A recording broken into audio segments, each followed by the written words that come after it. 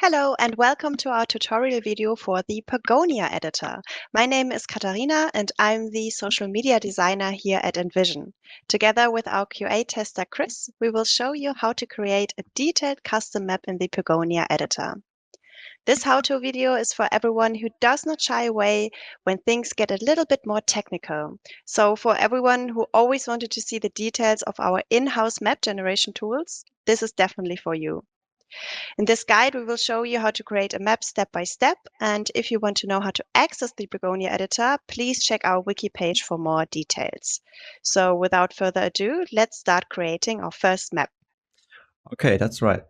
So we have the editor already open. And to create maps, we first have to create packages. And inside of these packages, we can create however many maps we want. So let's go on the top, create empty package. Let's name it editor showcase and create. And then inside of that, we create our first map.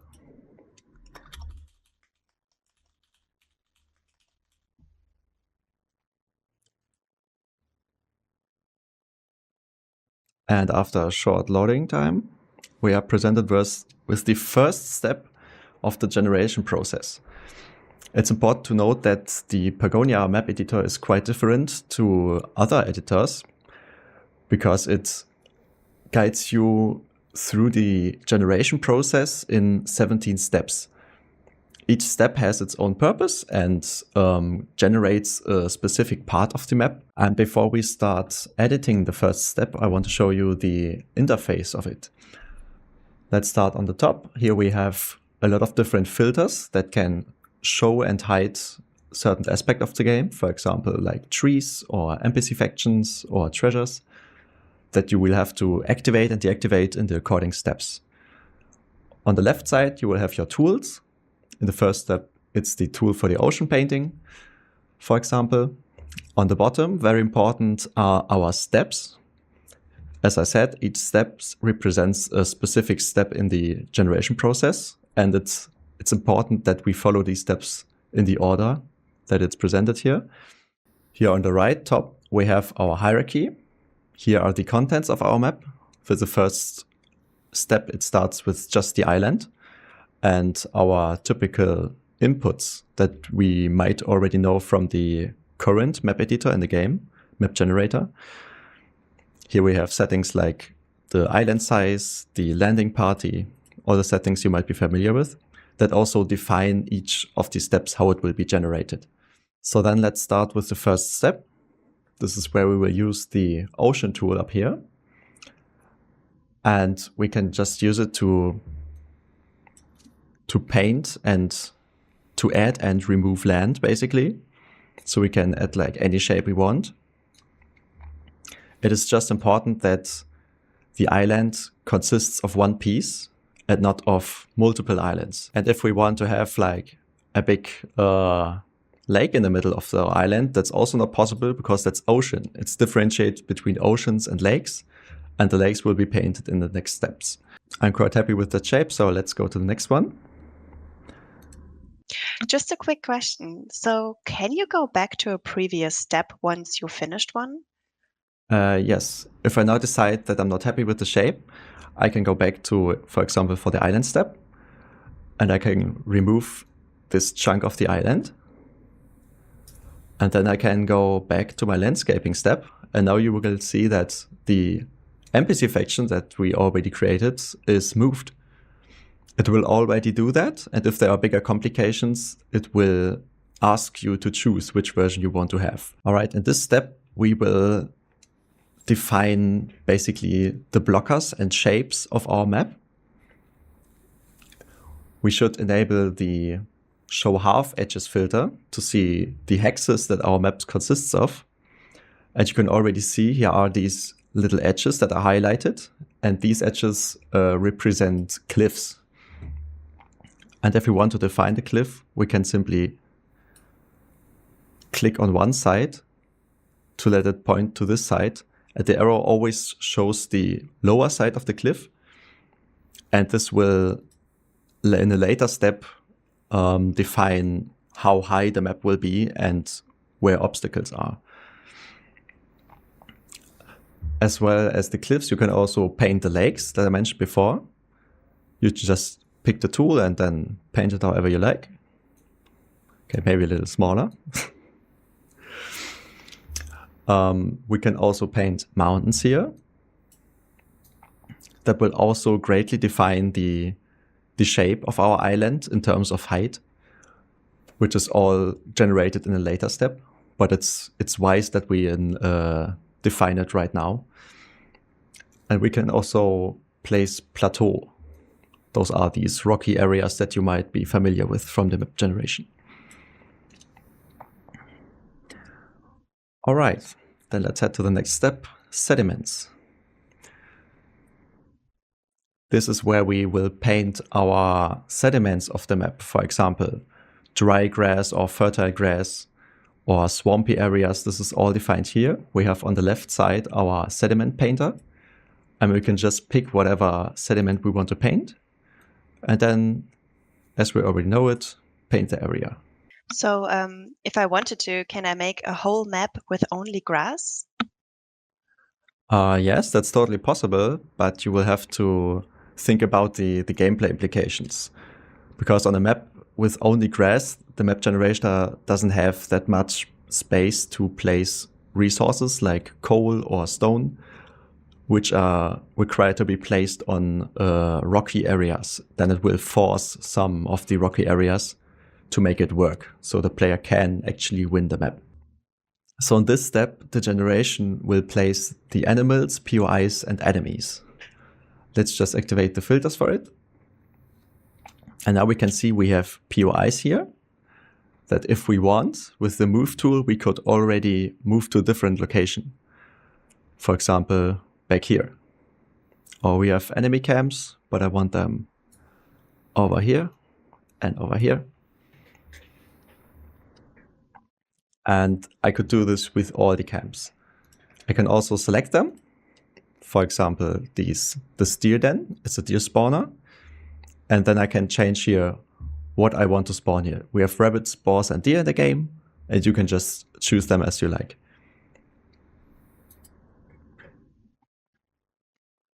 Important for those is that they always have a lot of forest in the area, because animals need forests to spawn.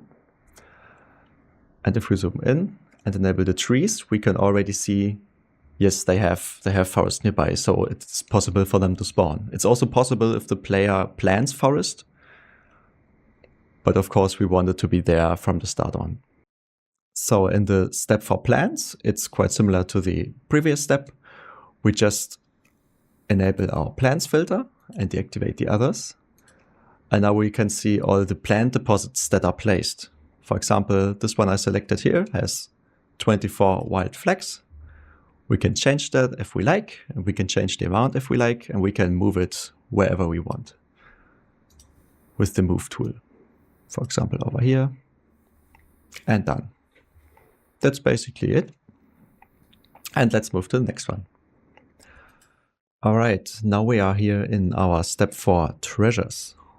Let's disable the other filters. So we will see green and orange treasures.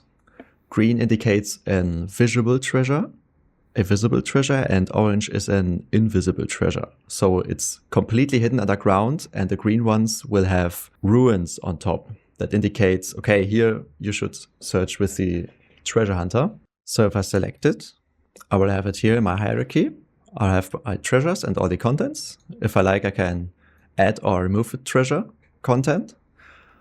Let's just add an X, for example. Then go back at it again. And here I can set the amount of it. For example, I want 6 X's in this treasure. If I want to link these treasures, these green lines mean there is a treasure map inside of this treasure that leads to this treasure. We can also see over here, here's a treasure without any link, so it would be impossible for the player to find it unless the treasure map is contained in an objective reward or in a trait. We can also create a completely new one. All right, I have my new treasure here. I want it to be an hidden treasure. And now I want this treasure to contain a treasure map. I add it here, add treasure. Then I will search for treasure map. And then inside the treasure map, I will put in the index of it. So for -1, I can see here the link changes with the number I input. And I have to input 6 for the 6th treasure here. So if I now find this treasure map inside of it and decipher it, I will find this treasure location with a red X on the minimap. Let's hide them again and go to the next map for artifacts. Oh, I see there's an error message here now. This tells us there's an error from the previous checkpoint, so we will have to recheck the inputs we made there. Just go back, and I think I already know what it is. Yeah, over here, the new treasure we created doesn't contain any contents, and we can't have treasures without treasure, right? So let's add just anything to it. A backpack is enough. Maybe 8. And now to the next step. And now everything works. Great. So in this step, artifacts, the artifacts we can define previously will be spread over to the to all the treasures we have. So you can see now they're added Phoenix Quill and the Crystal Ball to this one. And if you want to change those, we can go back here to treasure, here in the artifacts, and this is all the artifacts that will be placed on the map. And this is basically all there is to the artifact step. Let's go right over to mines. So for the underground, we want to disable our treasures and enable the treasure filter and switch to the underground filter if we like. Here we can switch back and forth for underground and overground deposits. And we can also select them in the hierarchy, and then we can change what they should contain. All right, that's basically it for mines. Let's go to balance. Right here we have a error that tells us there isn't free space for fish, but we can ignore that because there are a lot of other fish on the map. Now we are here in balance. This is the step where it really gets interesting with the detail of the map, because now is the step where it all gets divided into triangles and gives us much more control about the precise positions of our deposit. For example, in the previous step, we could only move it per hex, but now we can move it really precise. Why do we have a balancing step right here in the middle? Yeah, the balancing step will also ensure that the player has all necessary resources on the map, and everything that wasn't spawned yet is spawned now. For example, in the starting area, it will place all necessary deposits like flux and berries that the player needs to have their first progress. For example, the player always needs wood deposits to start building the first buildings. And this step makes sure it's all available. All right, let's go to the next step, height. So in this step, the editor will generate the third dimension for our map. So it's the first time we actually see our map in 3D with all the cliffs and mountains that we have painted earlier. For example, you can also see that the buildable areas, if we toggle it on and off, will stay rather flat compared to other areas of the map. And right here, we can also move things around if we want in 3D. Can you control the heights directly? No, we can't directly control the heights. We can only control it via the landscape features, like the cliffs and the mountains. As you can see, they are much taller, and the cliffs always add a little bit more of height. And in general, the map will be higher the more it goes inland, and lower when it encounters a lake, for example. But yeah, there are no like brushes or similar tools from other editors. All right, but there's nothing much to do than moving things around. So I'm going to the next step, fine-tuning.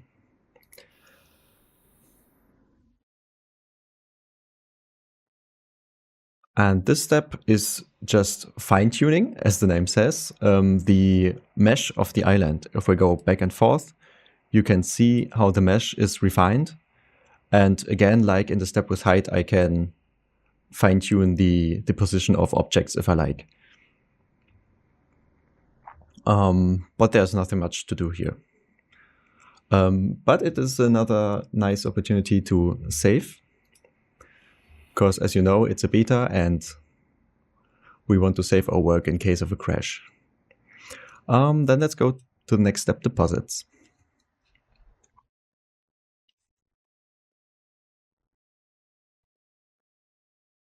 So as we can see here, there's a warning that some of the deposits for fish and mushrooms couldn't be placed, but those are just a few, so I'm going to ignore them.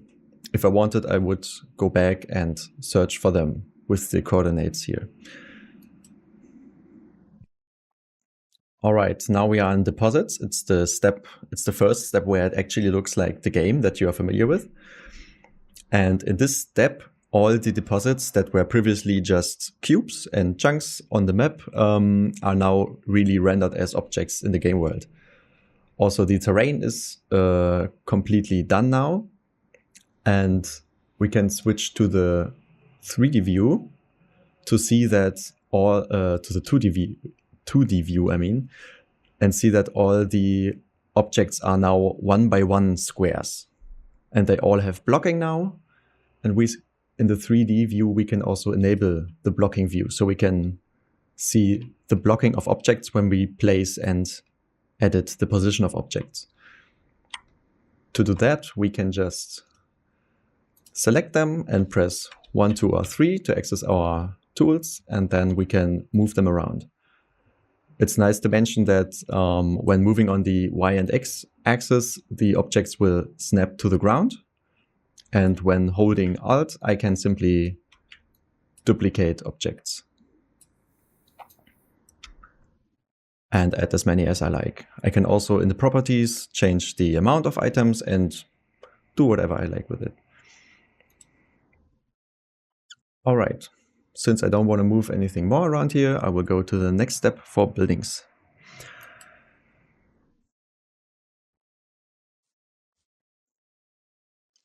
So let's quickly save our progress again. Can you show how the entire island looks at this point? Yes, we can zoom out a lot. And this also makes it easier to navigate the island, because over here there are the POIs that have been generated now in this step. In this step, all the buildings, that means POIs, enemy camps, are generated, and I can move them. And the difference here from the deposit is that the buildings will consider all the deposits I have placed when they are placed in the map. So they are not overwriting any bushes or trees that I've placed.